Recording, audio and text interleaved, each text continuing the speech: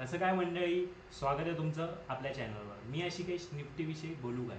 2 दिवस निफ्टीमध्ये लगातार बाईंग झालेली आहे. जर तुम्ही पाहताय तर निफ्टीची आजची क्लोजिंग आहे 22,907. ऑलमोस्ट 73 पॉईंटची अपसाईड पॉझिटिव्हनेस मार्केटने दिलेला आहे.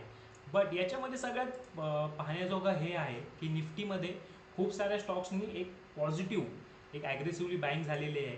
रिझन काय आहे तर बेसिकली काल एफ आयजने खूप दिवसाच्या नंतर सेलिंगच्या नंतर एक बाईंग मार्केटमध्ये केलेली आहे. त्याचा एक न्यूजचा इम्पॅक्ट म्हणून आपण निफ्टीमध्ये निफ्टी किंवा स्टॉक्समध्ये बाईंग झाली असं आपण म्हणू शकतो.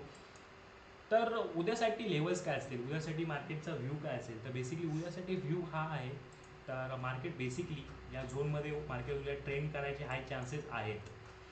तर बेसिकली निफ्टीचा जो आपण छोट्या टाईम फ्रेमवर चार्ट पाहतोय तर कुठे ना कुठेतरी हा रेंज टाईम सेशन आपल्याला पाहायला मिळू शकतो. याच्यामध्ये पण असं आहे की जर 23,023चा भाव एक क्लोजिंग बेसिसवर 15 मिनिटाच्या टाईम फ्रेमवर जर क्लोजिंग देतो आहे आणि हाय ब्रेक होतं तर तुम्ही अपसाईड एक प्लॅनिंग करू शकता. सेम जर 22,800ची जी लेवल आहे ही जर क्लोजिंग बेसिसवर खालच्या बाजूला क्लोज होत आहेत कॅन्डल तर लो ब्रेक करताय तर त्यासाठी सुद्धा जाऊ शकता.